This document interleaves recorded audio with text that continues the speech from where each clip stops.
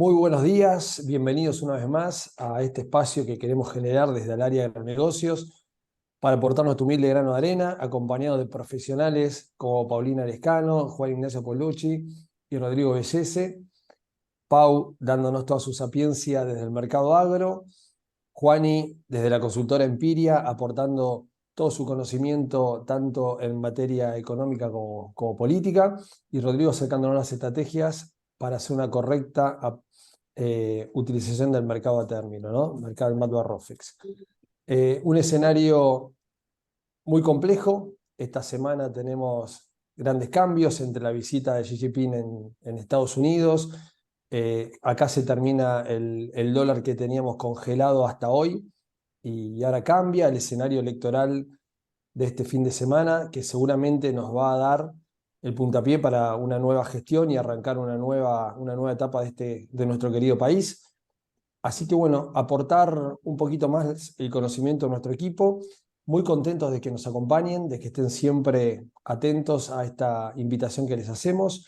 Es un momento que queremos tener de reflexión, que se regalen para sus empresas, compartirlo, siempre abierto a preguntas, el chat está abierto, las vamos tomando nota y después en el momento de la segunda dinámica de la charla las vamos haciendo.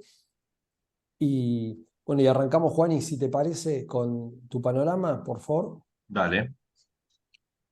Bueno, gracias por la invitación, como siempre, para dejarnos participar. Voy a presentar. La verdad es que yo les decía antes de arrancar, es muy difícil recomendar algo hoy, que realmente el domingo puede pasar cualquier cosa.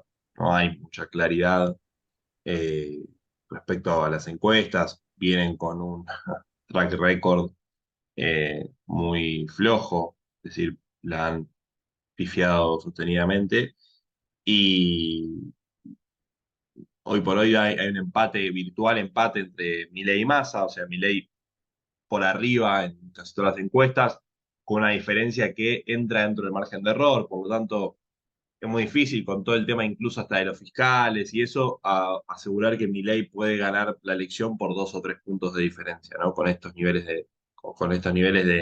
por- de porcentajes y cómo están las encuestas tan finitas. Lo que sabemos que se discute o lo que creemos que hay en términos macro, después cada uno le pondrá el valor que le parezca en términos de lo que personalmente le gusta más de cada candidato, pero hay para la economía hay dos opciones muy distintas en juego. Una es la de Milei, que sabemos que tiene una voluntad de cambio económico, es decir, de cambiar los fundamentos de la macro, de regular la economía, de bajar el déficit, de hacer las cosas que Argentina necesita para empezar a crecer y para empezar a bajar la inflación, con una falta muy crítica de apoyo político, y del otro lado tenemos a Massa con lo que llamamos nosotros menos de lo mismo, ¿no? Que es no una voluntad de cambio, pero sí con apoyo político. O sea, una persona que tiene apoyo político, pero que no la vemos, de hecho, muchos no sabemos de lo que va a hacer en economía, no la vemos queriendo bajar el déficit a cero el primer año, corrigiendo precios relativos, desregulando el cepo. Por el contrario, creemos que va a profundizar todos los desequilibrios de la macroeconomía. Entonces, en la transición, que ya queda 3 días, por eso digo que es muy difícil hoy recomendar algo, lo que creíamos siempre era que había menos riesgo de hiper y que iba a ser el plan aguantar, que fue lo que estuvimos viendo. Esto de que les dejen liquidar a ustedes y a todas las exportaciones, 30% con todo con liqui, 70% del oficial. Como decía Pato, hoy debería empezar a subir de vuelta, y vamos a hablar un poco de eso. Hizo que el contado con liqui y la brecha se estabilicen. Pero la verdad es que después de las elecciones no cambió nada. O sea, la herencia para este gobierno va a ser la peor herencia que un gobierno haya tenido en los últimos 10 años. ¿Sí? Fíjense que todas las variables están en rojo. Tenés menos reservas, más deuda comercial, futuros vendidos, un tipo de cambio real tan atrasado como el que había dejado Cristina en aquel entonces, una brecha en niveles sostenidamente muy altos, una inflación que corre después del 8,4, del 8,3, perdón, algunos festejaron, pero la inflación está corriendo al 300% anual, ¿no? Va a cerrar el año en 180 y va a terminar con una inflación del 295% anualizado. las tarifas de cuna del 30%. Digo, no tengo que enumerar todas estas cosas, pero digo, todo está en rojo. Eso es el mensaje de esta presentación. O sea, el que asuma tiene una herencia de las más complejas que le tocó vivir un gobierno en los últimos años de democracia, y está empeorando. O sea, digo, Massa fue el mismo que subió el mínimo de imposición de ganancias y implementó la devolución del IVA por ley, que después es muy difícil retrotraer eso siendo ministro, ¿sí? Entonces, esa es la principal dificultad que le estamos viendo al programa económico del gobierno, ¿sí? ¿Qué creemos, digamos, o dónde vemos debilidades y fortalezas en cada uno de los candidatos, ¿sí? Creemos que el domingo va a depender mucho del discurso, ¿no? Lo que pase en el mercado del balotaje al 10 de diciembre. Si gana Milei, perdón. Si gana Milei va a depender mucho del discurso. Si él profundiza la dolarización, eliminar el Banco Central, la motosierra, todo eso les aseguro desde ahora no va a ocurrir. El problema es que él crea que puede lograrlo, ¿sí? En un contexto donde, con suerte, va a tener 74, perdón, diputados. Entre macristas, por llamarlos de alguna manera, quizás hasta canónicamente vulgar, y propios de la Libertad Avanza, que más que propios son eh, algunos, son los que puso el propio Massa en la provincia, ¿no? Entonces, la verdad es que el programa de Milei, sostenemos, es inconsistente, pero el equipo y además el equipo es incompleto. Sabemos que en el fondo hay una voluntad de cambio, una voluntad de corregir desequilibrios, pero en el medio puedes tener una hiperinflación, un Bonex, recesión, si insistís con una dolarización sin dólares. Ya dijimos acá muchas veces que no hay dólares para dolarizar. Repetimos, hay reservas netas por 12.000 millones de dólares negativas. Hay pesos en circulación que más que duplican ese stock negativo de reservas y necesitas un tipo de cambio, les diría que infinito para poder dolarizar estos precios. Entonces, es muy difícil que ocurra la dolarización. El problema es si no empezás a preparar un programa de acá, o sea, si no lo tenés ya preparado y lo empezás a preparar después del balotaje, bueno, el mercado eso lo va a descontar yendo a lo financiero y no van a subir los bonos los primeros meses de mi ley. Después sí, corrige y le sale bien la corrección, que de vuelta es un gran signo de interrogación por su falta de capital político, puede ser que los precios corrijan, pero si no, va a ser muy difícil. Y Massa, y bueno, lo que estuvimos viendo hasta ahora. Digamos, a ver, Massa llegó hasta acá haciendo medidas bien cortoplacistas que le repagaron en términos políticos, ¿no? La evolución del IVA, la suba del mínimo imponible de ganancias, profundizar el atraso cambiario después de la evaluación pospaso, desdoblar el mercado cambiario, ahora vamos a ir específicamente a eso. Y en lo fiscal, los últimos 2 meses previos a las elecciones, aumentó el déficit fiscal, pero antes venía corrigiéndolo más que nada por lo que es la licuación de jubilaciones. Recordemos que las jubilaciones corren con inflación presente y cuando la inflación pega la vuelta, las jubilaciones suben en términos reales porque van con la inflación, ajustan con la inflación pasada. Entonces, cuando la inflación actual sube, pues suben los impuestos y la inflación, en términos nominales, y la inflación hace que las jubilaciones se licúen. Cuando la inflación baja, si es que baja, las jubilaciones pegan la vuelta y empiezan a subir en términos reales. Pero lo que quiero decir acá es, más o menos había corregido un poco el déficit, pero más que nada por el efecto de la inflación. Si baja la inflación, el gran signo de interrogación es cómo corrige los 3 puntos de déficit fiscal que va a tener heredado de su propio gobierno, ¿no? Donde es verdad, tiene casi quórum propio en el Senado y no le falta mucho para tener quórum propio en diputados. Con una cantidad de gobernadores más afines a él, que es más de la mitad de las provincias que hay en juego, y sindicatos y organizaciones sociales más afines a él. Pero bueno, hasta ahora yo les decía, llegó hasta acá con medidas muy cortoplacistas, entonces va a ser realmente difícil que él pueda, digamos, debería cambiar su forma de pensar la macro para que haya medidas que podamos decir, bueno, hubo un golpe de timón. Muchos creyeron que eso venía con Alberto Fernández y no sucedió nunca. Entonces, es difícil pensar que Massa, si lo que lo trajo hasta acá lo hizo ganar las elecciones por 36% de los votos y capaz le hace ganar el balotaje, difícil creer que Massa pueda cambiar su forma de razonar la política económica en un eventual gobierno de él, con más capital político, con más provincias a su favor, etcétera. ¿No? Eso va a ser crucial para lo que son los precios de los bonos. Cómo Milei implementa su programa, si es que tiene un programa más consistente que el actual, y cómo Massa, digo, si Massa hace o no un golpe de timón y arranca una trayectoria fiscal distinta y la posibilidad de acumular reservas. ¿Sí? Insisto, el atraso cambiario es brutal, pero ¿cómo resuelve más el atraso cambiario minimizando el impacto de la inflación? Haciendo lo que sugería Cavallo, desdoblar el mercado cambiario. Cavallo insistió mucho tiempo antes de las elecciones que el gobierno que venía tenía que desdoblar el mercado cambiario, porque la devaluación de agosto no generó una corrección real del tipo de cambio porque aceleró la inflación. Entonces, Massa que hizo, dijo, bueno, ¿saben qué? Todas las exportaciones van a un tipo de cambio más alto, que lo regulo como 70 al oficial, 30 al contado con liqui. Bien, el oficial planchado, 3.50, pero el contado con liqui, bueno, es una variable que se mueve un poco más con la nominalidad. Ahora vino cayendo un poco, pero digo, acompaña la nominalidad de la economía. Y las importaciones y a un tipo de cambio más bajo. Este es el principal problema. En algún momento, este 3.50 al cual se importan los bienes va a tener que empezar a tener otro valor para que la economía pueda acumular dólares y pueda acumular reservas, que es el principal driver de los precios de los bonos. Si los precios de los bonos, perdón, si el gobierno no pone una reserva, los precios de los bonos no van a reflejar ninguna suba en el corto plazo. ¿Está bien? Entonces, la verdad es que lo que lo trajo hasta acá Massa fue el desdoblamiento cambiario y le repagó. La gran duda es, ¿sigue por este camino o hace una corrección del oficial y desdobla? Porque el desdoblamiento tiene algunos beneficios que, como yo les decía, minimizás el impacto en la inflación, ¿sí?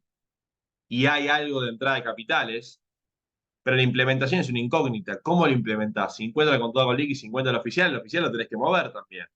¿Eliminás la brecha de golpe? Probablemente no. Y después, ¿cómo tratás los stocks? La deuda comercial, ¿la pagás o no la pagás? Lo financiero. ¿Qué hacen las empresas? O mismo ustedes quizás tienen instrumentos dólar link para cubrir sus precios que puedan tener que importar insumos. ¿Qué pasa si Massa, en vez de devaluar el oficial, que es el A3500, les pone un impuesto para importar y el comercial o importador termina siendo mucho más alto y el oficial queda bien por debajo de la inflación, que ese es el 3% del que habla Rubitin y que hoy vamos a empezar a ver? Bueno, ahí provocó un cimbronazo en el descalce de las empresas, porque muchas empresas están comprando A3500 u oficial para cubrirse contra una devaluación, o ROFEX. Ahora, si esa devaluación del A3500, que es lo que está en el contrato, no sucede, todos los que compraron eso perdieron plata.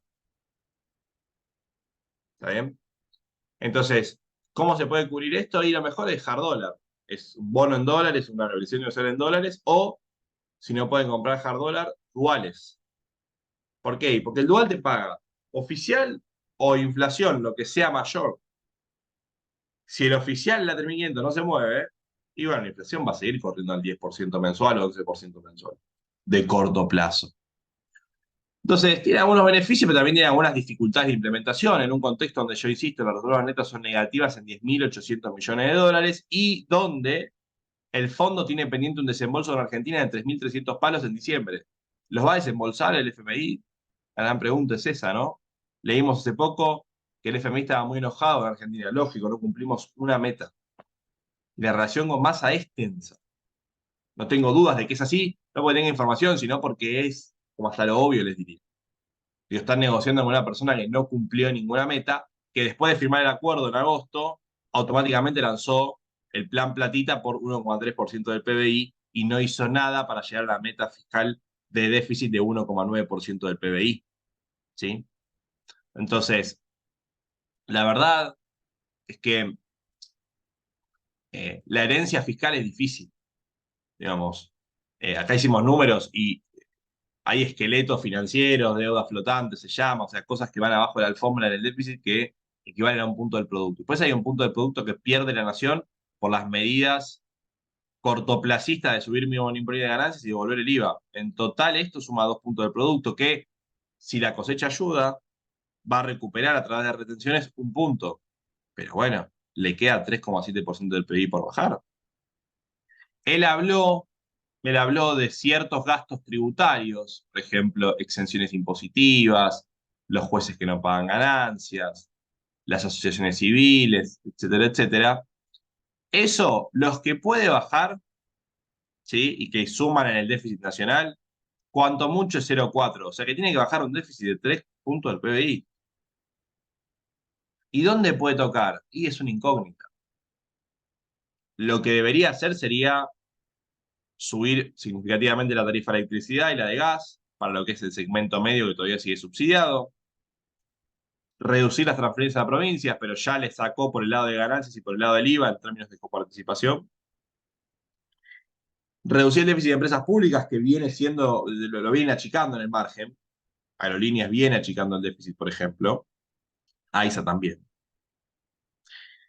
Y principalmente resolver el problema de los ajustes indexatorios, o sea, si en las jubilaciones vos lográs bajar la inflación y suben en términos reales todos los que la venís licuando, que son más de 2 puntos del PBI, si comparamos 23 contra 19, y va a tener un problema de vuelta de inconsistencia fiscal. O sea, hay que ver cómo resuelve el ajustador de las jubilaciones.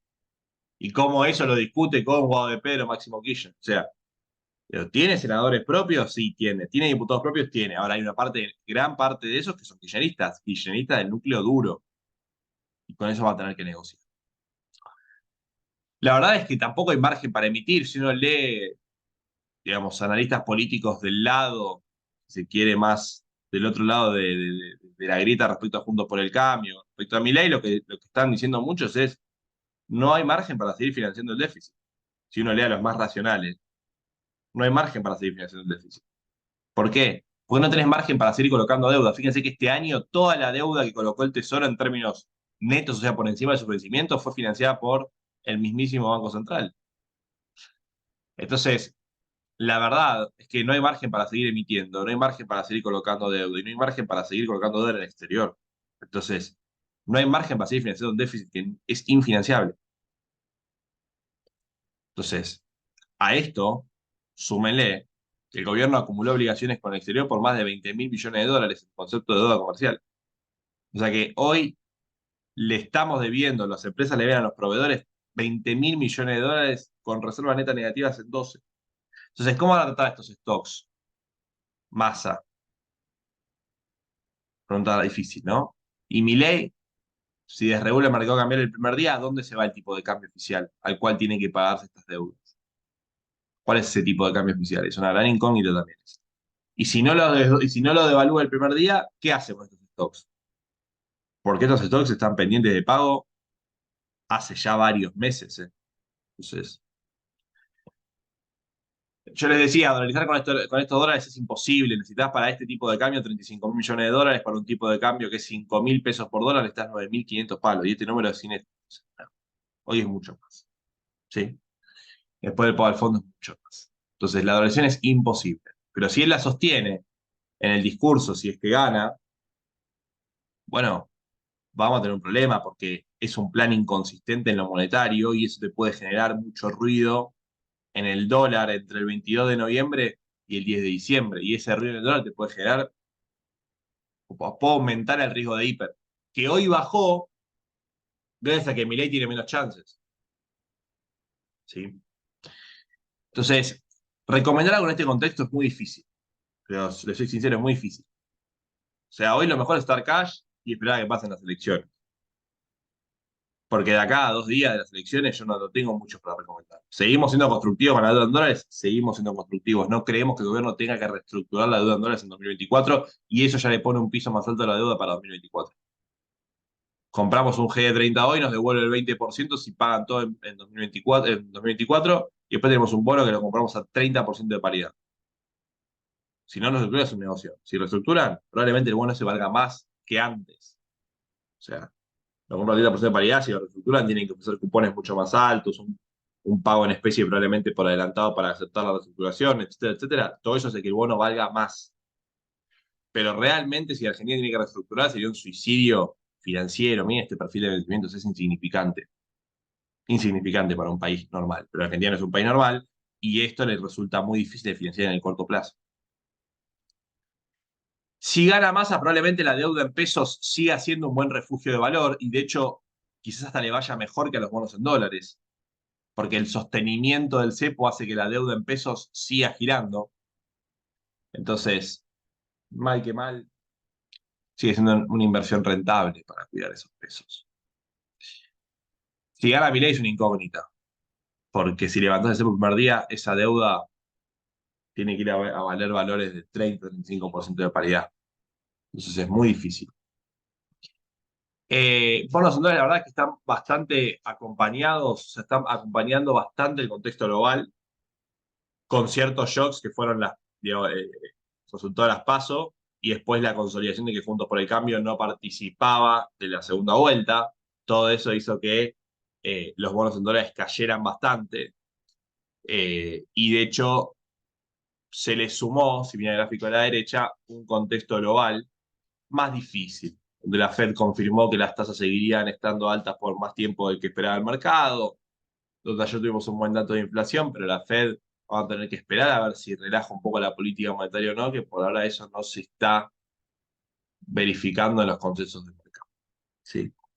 Eh, y las acciones siguen estando altas en términos relativos, pero bueno, la verdad es que, digamos, Argentina tiene mucho recorrido para hacer si las cosas se arman mejor, si hay un programa económico consistente, pero si no, creo que el equity en términos, o sea, las acciones en lugar de los bonos están caras en términos relativos si uno mira una Argentina sin políticas racionales.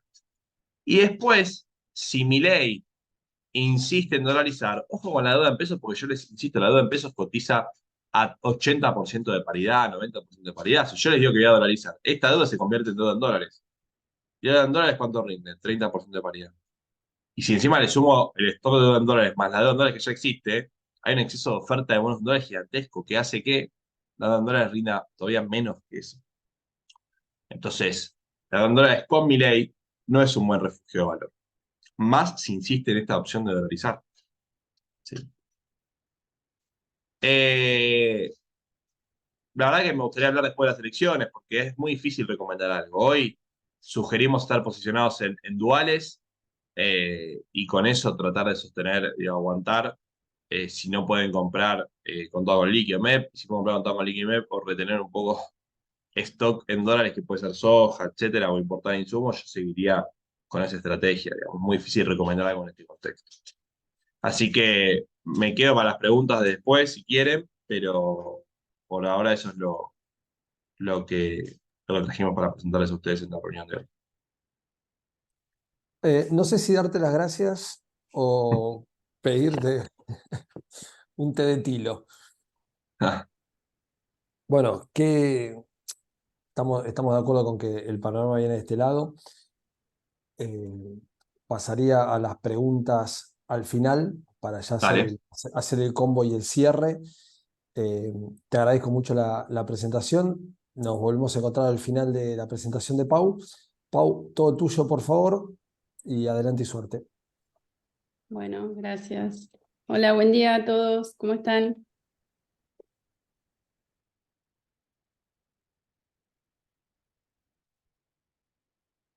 ¿Ahí se ve? Sí, perfecto. A ver, quiero achicar esto.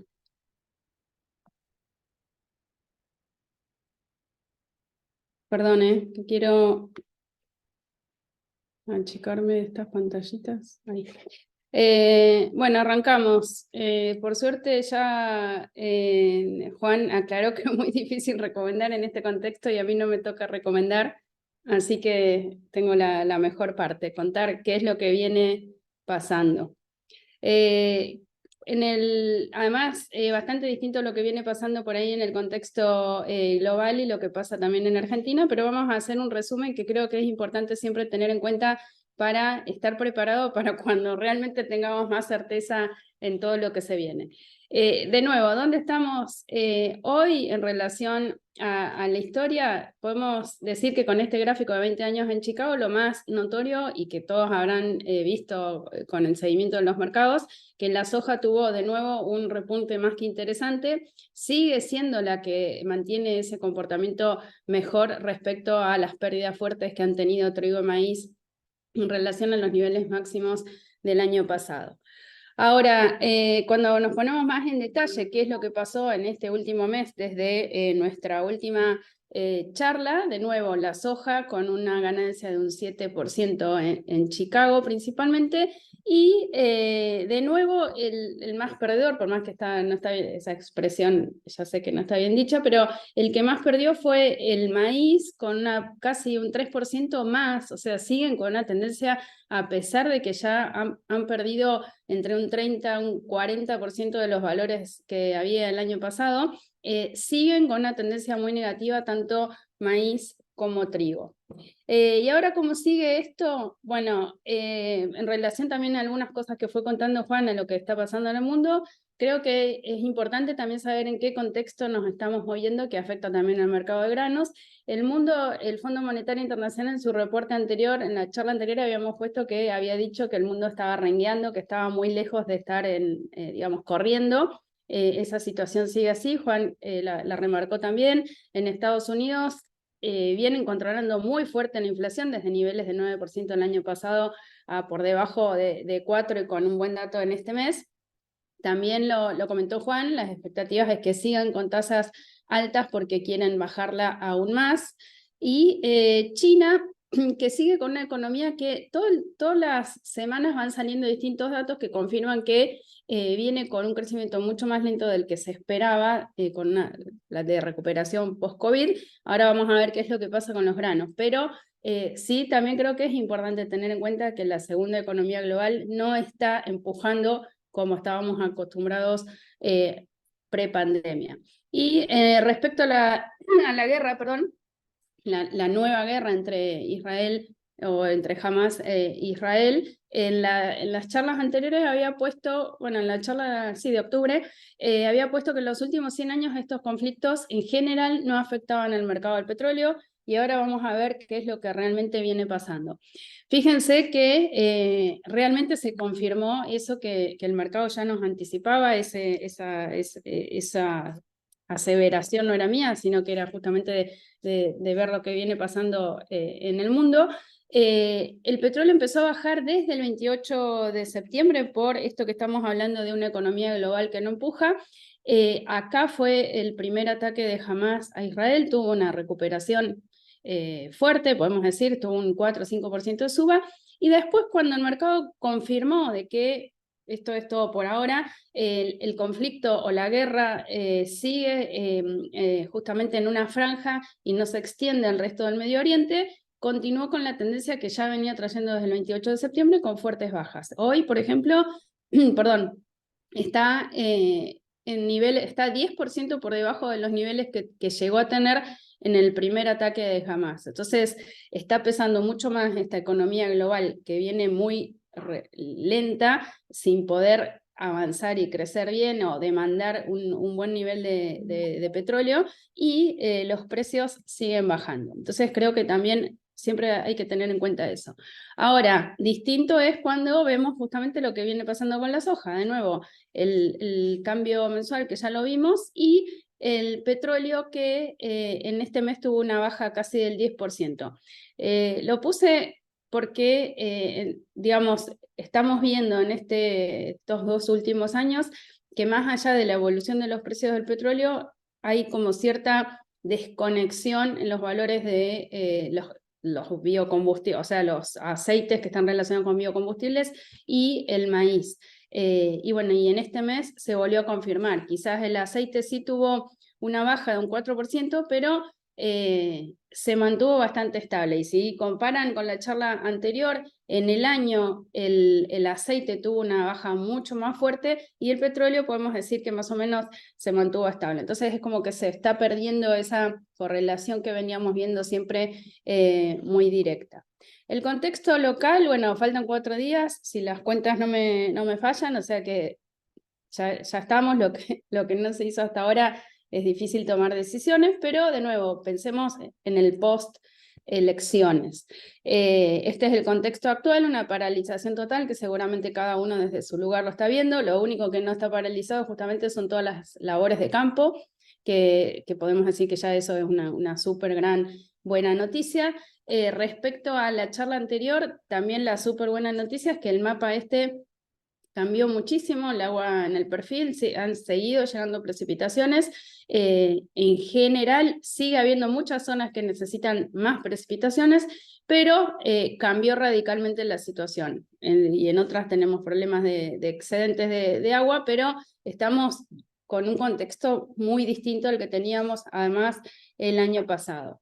En este contexto que se está trabajando en el campo y que estamos bastante paralizados, expectantes de qué pasa con las elecciones, podemos decir que quizás lo único que queda interesante de ver qué es lo que pasa o que puede generar algún negocio puntual de necesidad de embarque es el maíz, que de todas maneras se va achicando esta cantidad de volumen que se necesita embarcar hasta el 2 de diciembre, y creo que no hay que perder de vista el volumen de barcos que hay de trigo, o sea, también es algo totalmente paralizado, especialmente para que tengan en cuenta quienes saben que sí o sí tienen que vender trigo en plena cosecha. Y este cuadro, que es de la Bolsa de Comercio de Rosario, que también se los mostré la charla pasada, pero creo que vale la pena también tenerlo muy presente. El nivel de negocios de la 23-24 en relación a la historia es mínimo. Entendiendo todas las situaciones particulares que tenemos este año, es totalmente entendible, pero de nuevo, creo que es importante tenerlo súper presente, en especial para los que saben que sí o sí van a tener que vender en cosecha, o de la fina o de la gruesa. Esto prácticamente no cambió respecto a la charla pasada. Negociadas de todos los productos hay nada más que 7 millones de toneladas, y el promedio de los últimos 5 años ha sido de 17. No es para decir hay que salir ni a vender, ni a poner, sino para saber que cuando esto empecemos a tener alguna normalización va a haber mucha gente que va a querer o va a necesitar vender en el mismo tiempo. ¿Qué es lo que viene pasando con soja en los últimos 20 años? El mismo gráfico. Yo por ahí vengo haciendo la pregunta si volvemos a niveles prepandemia. Estos son los niveles que Chicago tenía prepandemia, esto fue el comienzo de la pandemia. La soja evidentemente sigue siendo la de mejor comportamiento y con una recuperación que mencionamos anteriormente. Ahora quizás lo pongo para comparar después con lo que viene pasando en maíz y trigo. ¿Qué es lo que pasa con estas subas que hemos visto recientemente, que hablábamos de un 7% en el último mes de soja? Se dan varios factores. Cuando vemos qué pasa con el aceite ha empujado de cierta forma en Chicago, pero la que realmente empujó, es un gráfico de 5 años, no es del último año, pero fíjense esta suba impresionante que ha tenido en estos últimos meses, lo lleva a casi los mismos niveles que teníamos a comienzo de año. O sea, la harina es gran responsable de esa fuerte recuperación que ha tenido la soja en Chicago. ¿Qué es lo que vienen haciendo los fondos? Bueno, ¿quién arrancó primero? ¿La suba de los precios de soja o los fondos empujando los precios? Los fondos pasaron de estar casi neutrales hace un mes a estar comprados en cerca de 70.000 contratos. Está la línea verde, vemos el efecto que han tenido en los precios. De todas maneras, no están en una posición comprada récord, ni mucho lejos, menos, o sea que pueden llegar a seguir con esta situación, teniendo en cuenta los elementos que ahora vamos a ver. Cuando vamos a las ventas de exportación de Estados Unidos, si miráramos solo ese dato, podríamos tornarnos bajistas. ¿Por qué? Porque las ventas de exportación al 2 del 11, esto viene atrasado la información, eran un 26% menos que las que había el año pasado a la misma altura. O sea, 24 millones de toneladas versus 32 del año pasado en Estados Unidos. Ahora bien, cuando vamos a ver qué pasa con las ventas de exportación de harina, llevan un 40% más, y ahí también hay parte de la explicación de lo que está pasando con los precios de la harina, ante la casi ausencia o gran reducción de producción desde Argentina. Y cuando vamos a ver qué pasa con el aceite, vemos que en Estados Unidos tiene una fuerte baja en las exportaciones de aceite, pero podemos decir que no es un dato negativo por falta de demanda digamos, de exportación, sino que con el plan, digamos, de producción de biocombustibles se ha tornado en un importador neto de aceite. Entonces, ese menor exportación, entre comillas, no es bajista, si queremos, sino que tiene una demanda interna mucho mayor. Entonces, si viéramos solamente ese dato de exportación de soja retrasado, podríamos pensar que pueden seguir teniendo bajas. Cuando vamos a ver cómo sigue esa exportación en estos últimos días, porque ese dato era al 2 de noviembre, vemos que empezamos a ver que si bien que Brasil sigue estando muy barato respecto a Estados Unidos, al FOB Golfo o a los valores, estos son FOB oficiales de Argentina, vienen con una suba en todos los orígenes, producto en el caso de Brasil, más allá que tienen la soja todavía, de los fuertes retrasos que tienen en los puertos, que hacen que también se favorezca que empiece China a comprar soja de Estados Unidos. Y por otro lado, vemos, pues seguramente que los que siguen bien los mercados han visto que en estas últimas semanas China ha comprado un gran volumen, en algunos casos se habla de que hasta 3 millones de toneladas de soja de Estados Unidos, después de que venía prácticamente sin comprar de ese origen.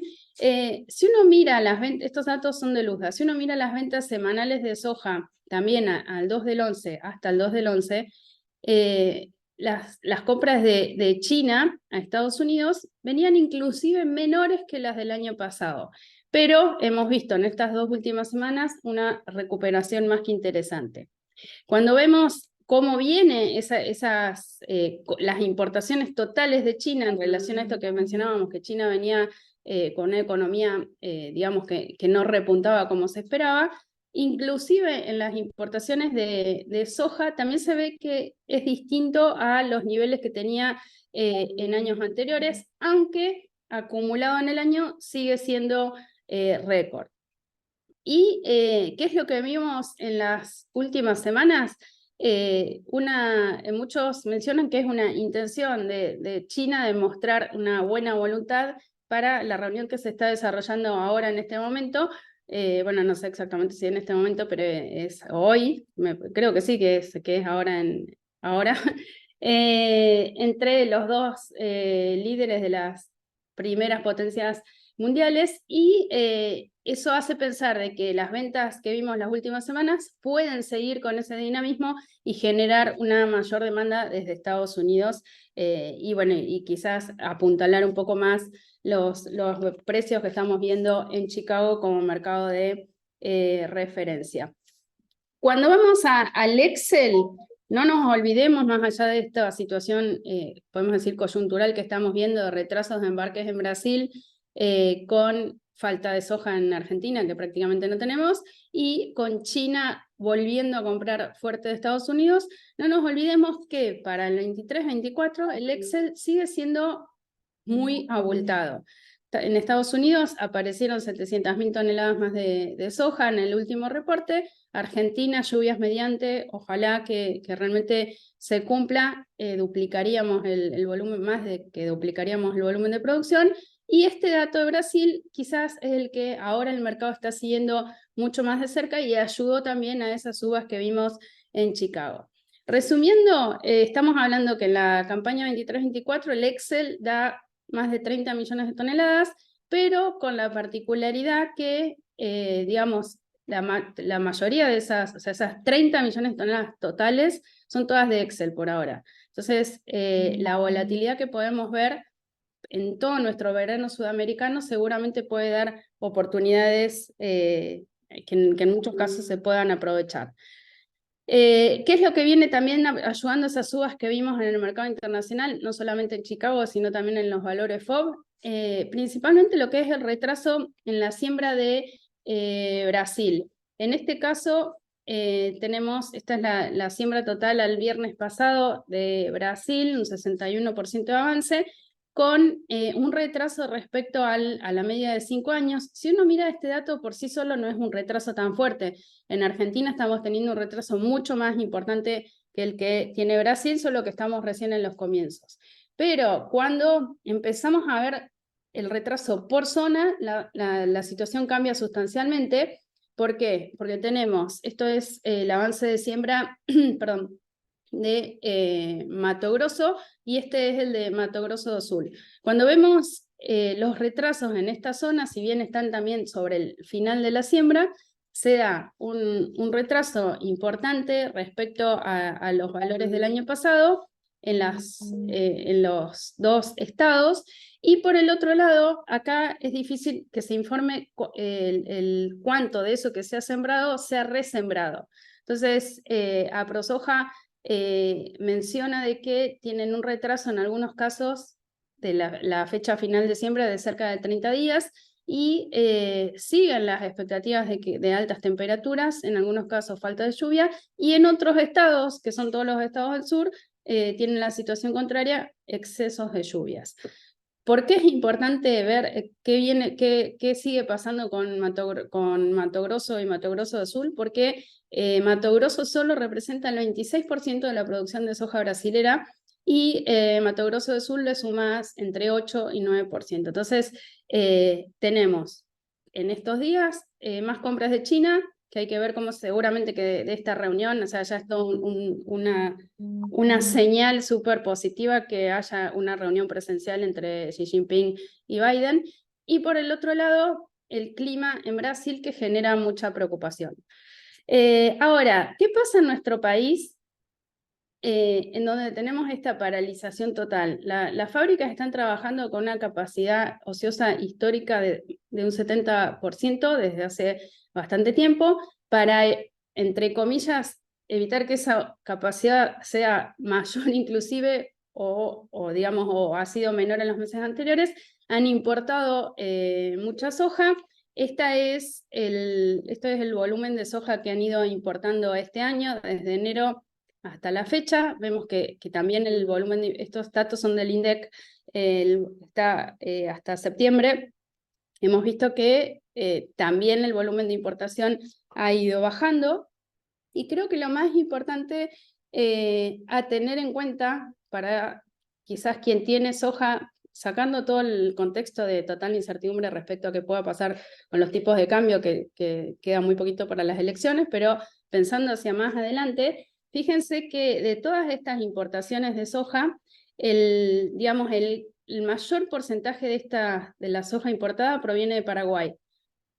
Este año Brasil nos aportó mucho, pero Paraguay es el que más aporta habitualmente. ¿Cuándo comienza la cosecha de la soja paraguaya, como para que las fábricas puedan empezar de nuevo a importar hasta que llegue nuestra soja? En enero. Entonces, creo que también hay que tenerlo en cuenta con esto de pensar hacia adelante en las decisiones de la poquita soja que queda, y también de la soja de la nueva campaña. O sea, en enero empezamos quizás a tener la posibilidad de empezar a traer soja paraguaya, y la soja brasilera seguramente en febrero también se puede empezar a tener en cuenta. Ahora, ese gráfico que yo les mostraba de los valores pre-pandemia en soja local, fíjense, perdón, en Chicago, fíjense los valores que tenemos en los últimos 20 años de valores pre-pandemia. O sea, seguimos estando por encima de esos valores, pero tampoco es que estamos tan lejos de esos niveles. El otro día en la charla semanal que tenemos con Alaria, justamente me preguntaban que qué pasó en este periodo, desde el 2014 al 2020, con la brecha del tipo de cambio. Y sí, la respuesta es que en este periodo la brecha prácticamente no existía. Entonces, es verdad que era un mercado totalmente distinto, pero creo que tendría estos gráficos también en el momento de analizar escenarios, justamente post elecciones, para pensar qué es lo que se puede hacer hacia adelante. Bueno, y ya terminando le voy a dar lugar a Rodrigo con esto, ¿no? ¿Cuánto hay negociado de la nueva soja? No hay nada, con precio hay 300.000 toneladas. Si le sumamos el mato a Rofex, son 1.500.000. Y de nuevo, todo esto es para pensar post elecciones, pero creo que tener los escenarios súper analizados por las dudas para ver qué hacer, en especial para quien tiene que sí o sí vender en cosecha, creo que es súper importante. Y Rodrigo, te doy la palabra después digamos, de este comentario, ¿no? Hoy el FAS teórico, con el nivel de derechos de exportación que tenemos y valores futuros reales, digamos, del mercado FOB, es de 309 para soja exportación y 311 para fábrica, como para también tener una referencia. Bueno, Rodrigo, te doy la palabra. Dale, Para que me salgo. Ahí está. ahí va. Y comparto. Buen día a todos. Voy a tomar la batuta en el lado de estrategias, ya que los chicos, y coincidimos todos que está difícil recomendar, me gustaría hacer una aclaración en este caso. Ahí se ve la presentación. Sí. Bárbaro. Me gustaría hacer una aclaración. Nosotros nos reunimos hace un mes, el 17 de octubre. La semana siguiente, el 23, vimos una volatilidad, una volada de precios muy importante en el mercado de futuros, que la verdad que lo van a notar hoy con las volatilidades en las cuales se están preciando muchas de las opciones. También nos encontramos con un mercado con poco nivel de opciones, dado esta volatilidad de precios. Es por eso que hoy vamos a obviar lo que son las estrategias de trigo. Siempre hacemos soja, maíz y trigo. Esta vez vamos a hacer soja y maíz. Arrancamos con lo que es soja, en este caso para lo que es soja mayo, teniendo en cuenta que tenemos un futuro en los $348. Vamos con la estrategia sin riesgo, la compra de put. En este caso compramos un put de 3.24, pagando una prima de 10,20, volatilidad del 22,5. Acá pueden ver claramente que estamos por encima de las volatilidades recomendadas en las anteriores charlas. Con esta compra de put tenemos un piso en 3.13,80 y no tenemos techo. Así nos quedaría el gráfico a la hora de tomar este tipo de cobertura. En la charla anterior teníamos una soja mayo en $340, le poníamos un piso en 313,60 y estábamos gastando $10,40. Ahí se puede ver bien claramente cómo es la relación volatilidad y precio de la prima, cómo a mayor volatilidad vemos unos movimientos bastante bruscos en los precios de las primas de las opciones. Seguimos con la estrategia del put sintético. Acá vendemos el futuro en 3.48, comprando un call de 3.76 en $9,90, también una volatilidad del 22%. Acá tenemos diferencias máximas de $28, le ponemos un piso en 3.38,10 y acompañamos el mercado a partir de los $376. En la charla anterior, con el futuro en 3.40, le poníamos el piso más abajo en 3.30,10, gastando $9,90 y lo acompañamos al mercado en los $360. Pasando ya a la última de lo que es soja, que vamos a ver solamente lo que es soja mayo, que es la posición que más volumen y más open interest tiene. Partiendo del futuro en 3.48, compramos un put de 3.32 con una prima de $13, volatilidad del 22,4. Acá vendemos un call 4.20 a una prima de 2,10, también volatilidad del 20,9. Nos sale de costo $10,90. Acá le ponemos un piso de 321,10 y un precio máximo de venta de 409,10. En nuestra charla anterior, partiendo del futuro en 3.40, teníamos un piso en 3.25,20, gastando $10,80, un poquito menos, y teníamos el techo en los 365, mucho más abajo que el techo actual. Hasta acá lo que es soja, te dejo, Pau, para que sigas en maíz.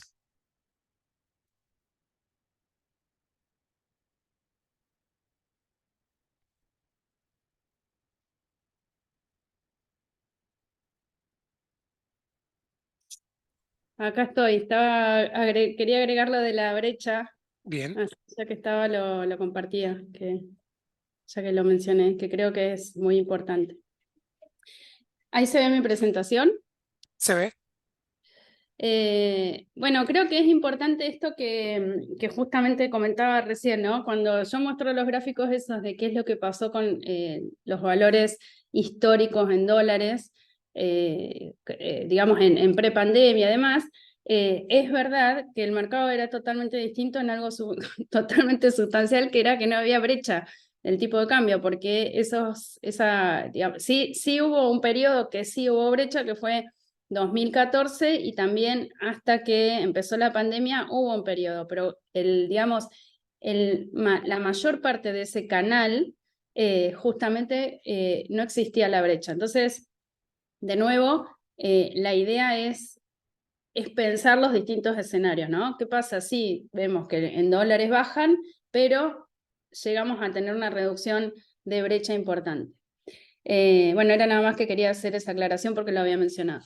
Cuando vamos a de maíz, tenemos, este es el gráfico también que les comentaba, todo esto es prepandemia en Chicago, y acá la situación es muy distinta a lo que veíamos en el caso de soja. O sea, en maíz estamos prácticamente en niveles prepandemia. Acá no, digamos más allá que este gráfico tampoco no está ajustado por inflación, pero es mucho más fácil el análisis que nuestros valores. Pero si miramos estos valores, digamos en valores corrientes, estamos prácticamente en el techo de los niveles que teníamos prepandemia. Y cuando uno mira este gráfico, da la sensación, o podemos decir que esto sigue con una tendencia negativa, sin que aparezcan demasiados elementos alcistas que puedan hacer que esta tendencia cambie. Uno de los elementos que seguramente le pueden dar soporte es justamente el mercado climático de Sudamérica. Pero hoy sigue habiendo abundante maíz, sigue habiendo competencia desde Brasil y, como comentábamos, el mundo no reactiva de la manera que se esperaba. Sí es positivo si queremos, cuando empezamos a ver qué es lo que pasa con las exportaciones de Estados Unidos, como para ponerle un piso a esas bajas en Chicago, que se reactivaron ahora sí las ventas de exportación de Estados Unidos, pero o sea, son un 30% mayores que el año pasado a la misma altura, pero de todas maneras, fíjense que estamos hablando ya de un mercado totalmente distinto, justamente por la aparición de Brasil como primer exportador de maíz, totalmente distinto al que teníamos en las dos campañas previas, en donde a esta altura ya llevaba exportado Estados Unidos arriba de 30 millones de toneladas. Pero como positivo podemos decir que hoy ya empezamos a ver una mejora respecto al año pasado en este indicador. Ahora, los fondos siguen empujando el mercado para abajo, esa tendencia negativa. Al 7 de noviembre llegaron a estar vendidos en 168.000 contratos, y si tomamos, desde acá puse como una referencia, porque en realidad vienen vendiendo desde mucho antes, desde comienzo de año, si tomamos la referencia de febrero, pasaron de estar comprados en 234.000 contratos a hoy estar vendidos en 168. Me faltó sacar la cuenta de cuánto es, o sea, estaban comprados en 32 millones de toneladas y hoy están vendidos, perdón, en 168, están vendidos en 21. O sea, tuvieron una participación totalmente bajista, y puede que sigan con esa tendencia de seguir vendiendo, achicando o poniéndose más vendedores todavía. ¿Por qué? Porque sigue habiendo maíz, como les comentaba, y a diferencia de lo que mostrábamos en soja, gran parte del Excel todavía estaba por definirse, acá hay un componente importante, es que de este Excel, o sea, de la campaña 23-24, tenemos que de 51 millones de toneladas más de una campaña a la otra, o sea, de un Excel al otro, hay casi 40 que ya están definidas, que son las que está terminando de cosechar Estados Unidos. Entonces, en soja veíamos que el incremento que se espera en gran parte está en papeles todavía, mientras que en el mundo este aumento de producción de esta campaña ya está prácticamente gran parte, que son 40 millones de toneladas que ya se están terminando de cosechar en Estados Unidos. Este más 4 millones es lo que aumentó el USDA en este reporte respecto al reporte anterior. Y acá tendríamos a Brasil con una reducción en su producción de maíz respecto al año pasado.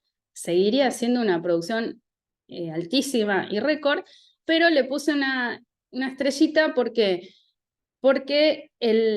digamos, el 80% de esta expectativa de producción es la safriña, que recién se va a sembrar cuando se termine de cosechar la soja. Entonces, esa no solo está en Excel, sino que todavía ni siquiera se sembró. Entonces, este dato para el maíz creo que es sumamente importante y le puede dar muchísima volatilidad al mercado.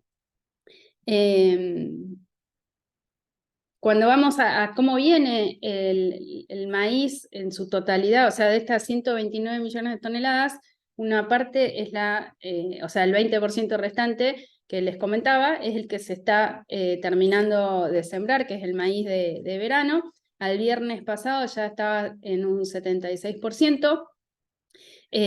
Podemos decir que viene, entre comillas, adelantado, y este casi que hoy no tiene riesgos por ahora productivos, pero sí ha tenido una baja de expectativa de producción respecto al año pasado. Estos, de acuerdo a Rural, digamos, ese maíz de verano, que es el que se está terminando de sembrar, va a tener 26 millones de toneladas y el año pasado tuvo 27,4.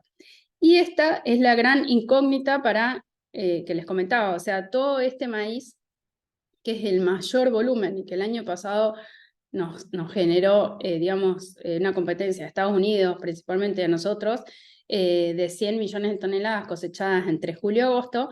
Esta es la gran incógnita. ¿Cuánto de esto realmente van a poder tener este año? Que ya se sabe que va a ser menor que el año pasado porque hay menos hectáreas sembradas. ¿Y por qué? Creo que es súper importante seguir de cerca qué es lo que pasa con la soja en los estados Mato Grosso, que son los que vienen más complicados con resiembra además, porque fíjense que la producción de maíz de Brasil también sale un 33% de Mato Grosso y un 9% más de Mato Grosso do Sul. Entonces, si vienen en algunos casos con 30 días de retraso en la fecha final de siembra de soja, eso automáticamente se va a trasladar en un retraso en la siembra de maíz.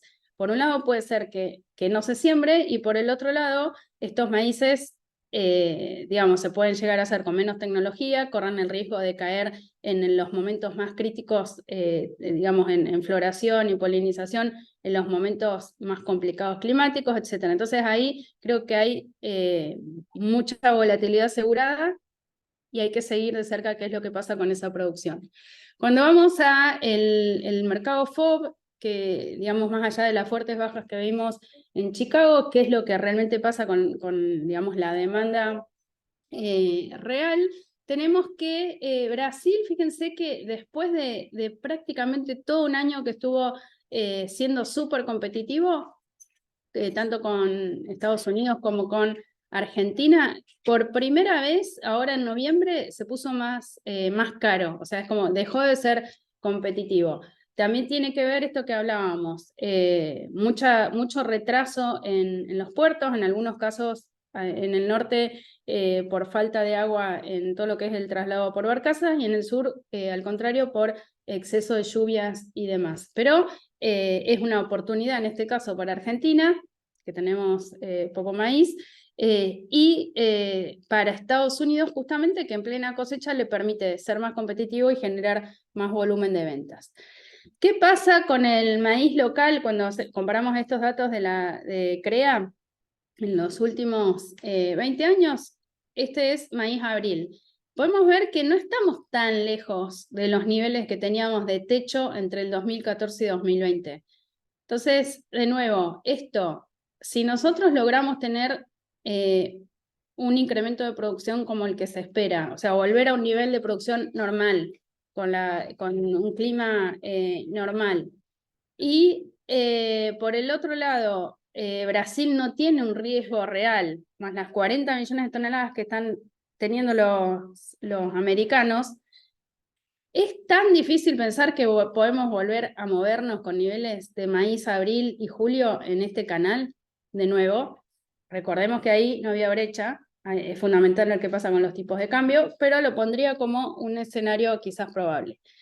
¿Cuánto hay negociado al 8 de noviembre, de acuerdo a la Secretaría de Agricultura, en forward, y cuánto con los futuros Matva-Rofex?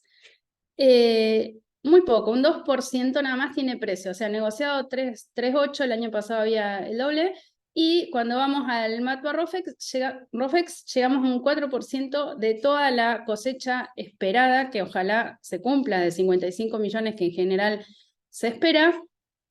Es muy poco, de nuevo, entiendo perfectamente, no diría que salga nadie a hacer algo ahora, pero sí que nos anticipemos para postelecciones, y en especial, de nuevo, súper reiterativa para quienes saben que sí o sí tienen que vender en los momentos de cosecha, porque en algún momento todos van a salir a poner precio, o sea, sí o sí. Bueno, y si hubiera un cambio en los derechos de exportación, que la realidad es que en el último debate creo que no sé, o sea, se mencionó que iba a haber baja de impuestos, etcétera, pero creo que no hay un plan exactamente concreto. Si eso llegara a ocurrir, hoy hay 26 dólares por tonelada que están en el valor que llega al productor para la nueva campaña. El FAS teórico del maíz abril de la nueva campaña, con ese derecho de exportación incluido y todo, es de 180.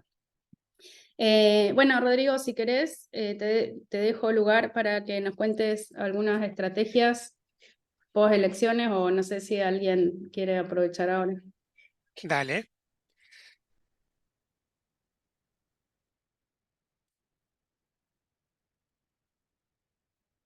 Si se ve, comienzo. Bien. Vamos a arrancar por lo que es maíz. En este caso con maíz abril, compra de put, teniendo en cuenta que el futuro está en 193.50. Compramos un put de 180, pagando una prima de 6 dólares, una volatilidad del 26,3. Acá también se repite lo de las hojas y la volatilidad alta. Piso de venta en 174, y esta estrategia, por supuesto, que no lleva techo. Si comparamos con la charla anterior, teníamos un futuro en 190.50, poníamos un piso en los 170.50, gastando 5 dólares con 50. Vamos a un put sintético, venta del futuro en 193.50, comprando el call de 2.12, pagando una prima de 6 dólares con 70, con una volatilidad del 29,6. Acá estamos expuestos a diferencias diarias de 18 dólares con 50. Piso de venta 186,80, y acompañamos el mercado a partir de la compra del call de los 212 dólares. En la charla anterior, partiendo del futuro en 190.50, teníamos el piso en 185, un poco más abajo, gastando 5 dólares con 50, y lo acompañamos en los 208 dólares. Piso techo para mes abril, acá tenemos la compra del put 180 con una prima de 6 dólares, la volatilidad del 26,3, vendiendo el call 220 con una prima de 4 dólares, también una volatilidad alta del 27,4. Acá tenemos un costo de la estrategia de 2 dólares. Le ponemos un piso en 178 y un precio máximo de venta en 218.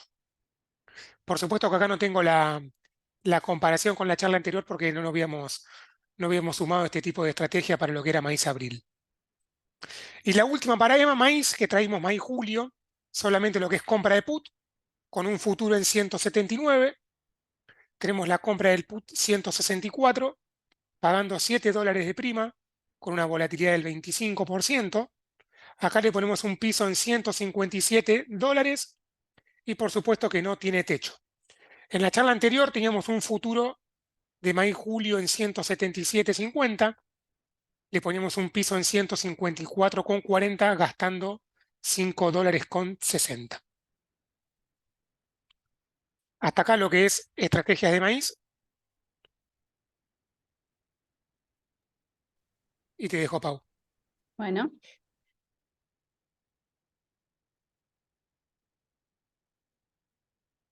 Bueno, y ya vamos llegando a lo último. La soja siempre tiene toda la mayor cantidad de información.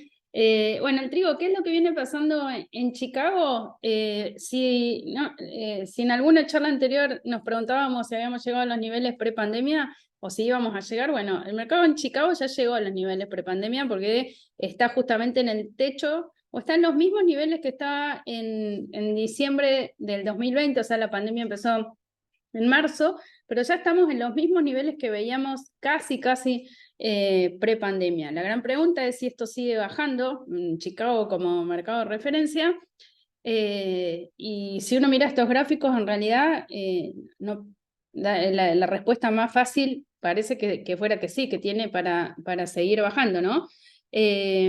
O al revés, ya tocó los mínimos por ahora, parece que no, tomando de referencia ese mercado Chicago.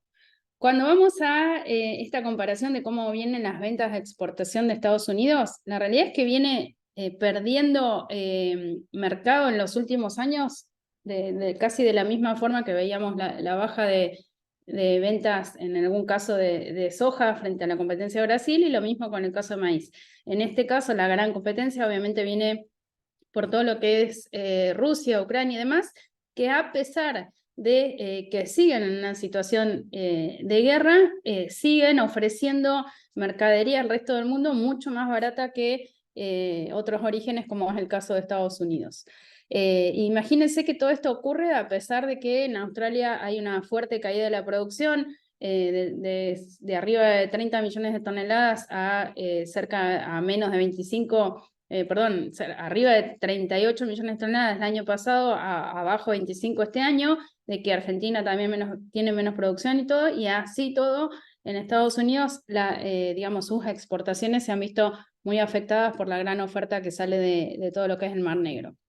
Los fondos especulativos en realidad han estado, en general en trigo es bastante común que esté la mayor parte del tiempo vendidos, pero desde junio no han dejado, digamos, de ampliar esa posición vendida, salvo algún cambio que han tenido en agosto, pero siempre siguen estando o apostando, digamos, a que pueda haber alguna baja adicional. Y esto que les comentaba recién del trigo que sigue habiendo en el mundo y barato, fíjense que si yo comparo con los datos de la charla anterior, todos estos valores, tanto estos valores de Argentina, podemos decir que son los reales, no es el FOB oficial, sino son valores FOB de mercado. Si yo comparo este cuadrito con los datos que teníamos en la charla anterior, en todos los casos bajaron los valores. O sea, sigue bajando no solamente Chicago como referencia, sino también los valores FOB reales a los que se ofrece el trigo en el mundo.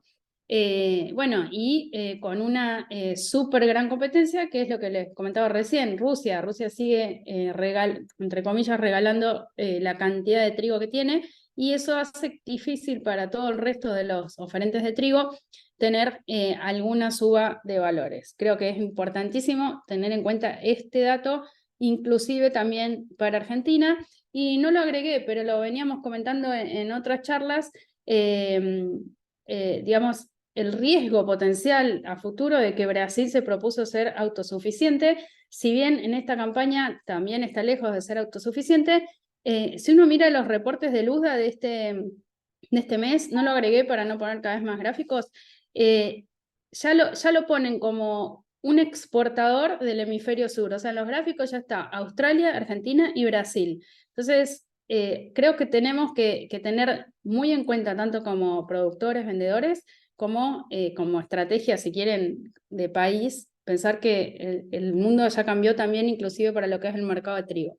Cuando vamos a este gráfico de los 20 años de los precios del trigo de diciembre, de nuevo, no estamos tan lejos. Es más, tenemos los mismos niveles que máximos, digamos, en este lapso de tiempo del 2015 al 2020, y la gran pregunta es si vamos hacia este canal. De nuevo, no había brecha, pero en dólares, digamos, estos serían los valores. Y un dato súper importante es que, a ver si ya llego, creo que en la próxima, los valores, estos digamos serían los valores de mercado, pero el valor o el FAS teórico está muy por debajo de este valor, y entonces creo que también hay que tenerlo en cuenta. Si a esta información que estamos compartiendo de que el mundo tiene trigo, etcétera, le sumamos que el volumen negociado es bastante bajo, o sea, si bien es mayor que en soja y maíz, ya estamos cosechando trigo, o sea que para la época del año es bajo. un volumen de, o sea, 8% nada más de la mercadería con precio, 1.200.000 toneladas. De nuevo, es importante, especialmente para los que saben que sí o sí van a necesitar en el corto plazo hacerse de plata. Así que bueno, quizás es el mercado que requiere más urgencia en analizar qué es lo que puede pasar después de las elecciones para tomar alguna decisión. Y de nuevo, yo creo que ya estamos. Si llega a haber un cambio de derecho de exportación, hoy el precio que se está pagando ya está por encima casi que considerando que se han sacado parte de esos derechos de exportación. ¿Por qué? Porque hoy el FAS teórico del trigo es de $195 y se está pagando mucho, o sea, mucho más de ese valor. Ese $195 tiene $30 de descuento de derechos de exportación. Entonces, hoy casi que lo que se está pagando para cuando se consigue mercado está por encima, o sea, ya considera que hay un derecho de exportación menor. Bueno, y desde mi parte, ya terminé la presentación, Pato, y te doy el pie a vos para que hagas el resumen. Bueno, muchísimas gracias a todos los que estuvieron colaborando. La verdad que estoy muy contento de lo que ha sido esta charla, más allá del escenario, que es complejo. Me trae una reflexión, no sé si lo quieren debatir un poco, pero quiero arrancar siendo optimista. Me parece que en niveles macro lo peor ya pasó. Tenemos a nivel macro, repito, ¿no? China, que no creció, fue un año de no crecimiento según lo esperado, pero siguió comprando y siguió comprando a niveles altísimos. La tasa en Estados Unidos, que dejó de subir, por lo menos se estabilizó, y si bien se espera que siga alta, no sigue subiendo, lo cual eso nos afecta mucho al resto de los emergentes o los que estamos ahí intentando. Y principalmente que para nuestro sector llovió, se cortó la seca que tanto nos ha castigado. Va a seguir lloviendo y el agro otra vez se pone al pie del cañón, al frente para empujar y tratar de sacar el país adelante, como lo ha hecho tantas veces. Y si estamos acá y estamos pensando en cómo cubrirnos, en cómo prepararnos, es porque es lo que sabemos hacer. Entonces, con agua, con posibilidades de trabajo, creo que estamos de vuelta yendo para adelante y salimos de este estancamiento que nos tenía plasmado lo climático, que es importante. Se definió el hemisferio norte en términos de cosechas, o se está definiendo, prácticamente Estados Unidos está terminado. Viene el hemisferio sur.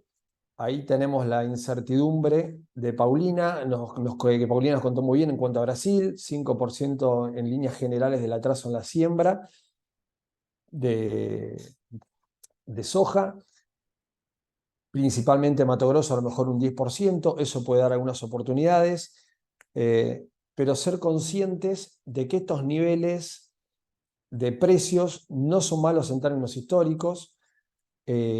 La soja podría seguir bajando si Brasil no acompaña, si el clima no se acomoda. Y ahí Rodri nos pasó estrategias que creo que son piolísimas en términos de niveles de cobertura.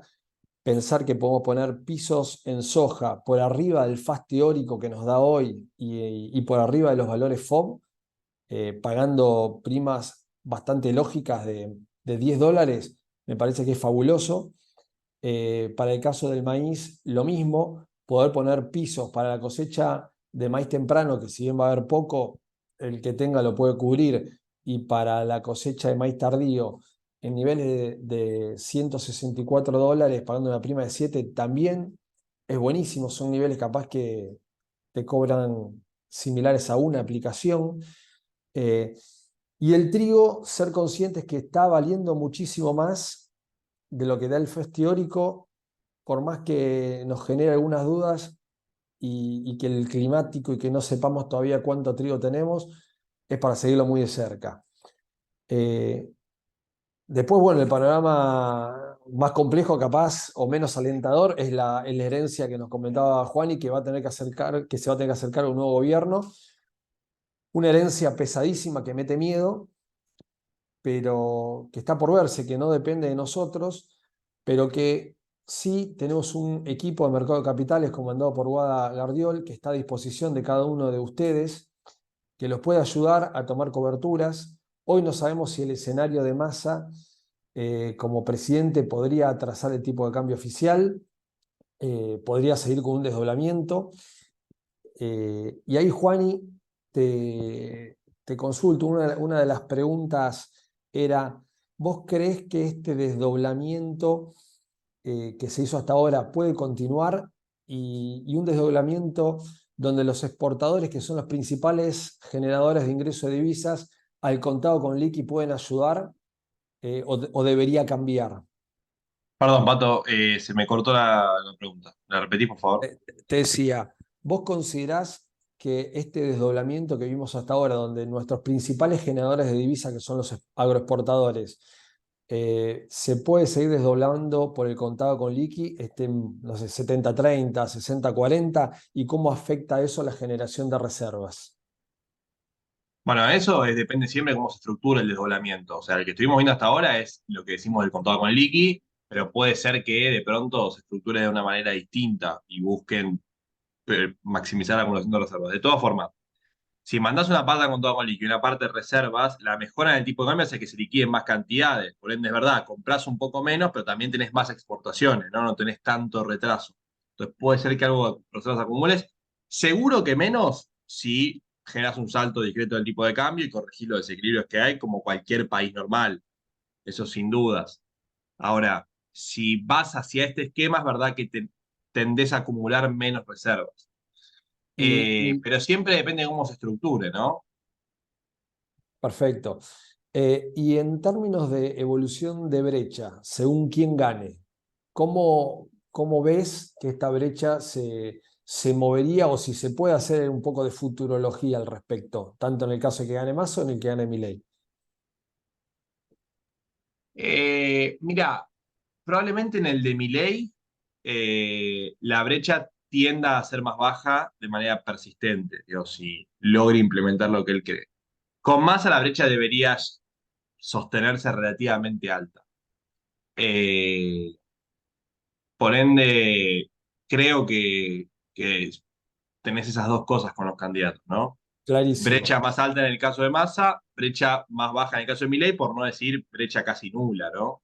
Eh, pero como les digo, si llegó hasta acá profundizando en los desdoblamientos cambiarios, no me sorprendería que se siga profundizando, eh, digamos, la brecha, ¿no? Perfecto. Y en el caso de los dos candidatos, ¿no? ¿Cómo ves la expectativa de devaluación? ¿Cuál crees o considerás que puede ser la devaluación mínima como resumen de todo lo que fue tu exposición? Mira, me parece que deberías tener en el mediano plazo a precios de hoy un tipo de cambio de 570, 580, 600, ¿no?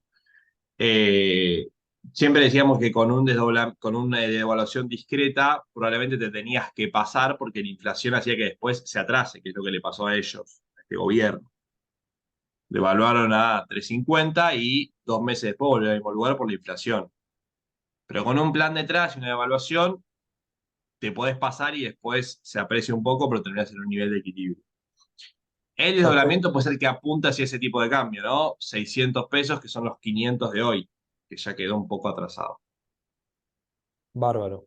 Y la última es, ¿cuál sería un refugio, ¿no? En el que podamos ver hoy con respecto a una victoria de Milei para lo que queda esta semana? Mira, creo que creo que a ver, con respecto a una victoria de Milei, vos tenés, es decir, probablemente el ROFEX esté priceando un escenario intermedio entre gana Milei y gana Massa, ¿no? Entonces, no puedes asignar una probabilidad a uno. Si gana Milei, probablemente el ROFEX esté barato. Si pierde Milei, probablemente el ROFEX esté caro. Porque el ROFEX, recordemos que va contra el A3500, no contra el, el comercial. Entonces, tengan mucho cuidado en general con lo contractual. O sea, si dice A3500, nada les asegura que ese sea el dólar comercial. De hecho, hoy ustedes están exportando a 510 y el dólar ROFEX sigue entre 50. Excelente. Y ahí me quedo en un comentario que hiciste, que en su momento recomendabas estar en hard dólar o en duales, y ahí les vuelvo a ofrecer que se acerquen, que hagan sus preguntas, que está el equipo de mercado de capitales para ofrecerles alternativas con expertos en el tema. Siempre desde Alaria tratamos de inculcar el concepto de integralidad, de empresa integral que queremos ser, donde podemos asesorarlos desde la parte agropecuaria hasta la parte de mercado de capitales. Y siendo el agropecuario, Pau, hay una pregunta que es: ¿la falta de rendimiento de trigo y cosecha final en Argentina está afectando el precio del futuro actual? Para mí, no, yo creo que lo que afecta es que nadie vende nada, ¿no? Entonces, por más que tampoco hay un line-up de barcos súper interesantes y que tenemos prórrogas de la campaña anterior y demás de embarques, creo que es un mercado bastante vacío y que en parte de ustedes también lo ven, y creo que Rodrigo también tiene relación con lo que vos comentabas de la falta de liquidez que se ve también en el Matorrofex y demás. Creo que es más digamos, un problema de algún comprador que necesita sí o sí el trigo, pero veo que es un mercado muy de poco volumen, ¿no? O sea, no hay venta, no veo el riesgo de que nos quedemos sin trigo y que llegamos a una situación que tenga que subir por falta de trigo. Si eso responde a la pregunta, ¿no? Excelente, Pau. Sí, yo calculo que sí. Así que bueno, desde nuestra parte, agradecerles a Paulina, a Juan Ignacio, a Rodrigo, a Francisca, que está siempre desde atrás colaborándonos, a todos ustedes que están acá acompañando esta charla. Darles las gracias una vez más y nos estamos viendo próximamente en la última edición que sería del año, analizando el concepto de lo que pasó en las elecciones y en el futuro informe de Lunda. Muchísimas gracias a todos y nos estamos viendo. Gracias. Chao. Gracias por la invitación. Chau, chau. Hasta luego.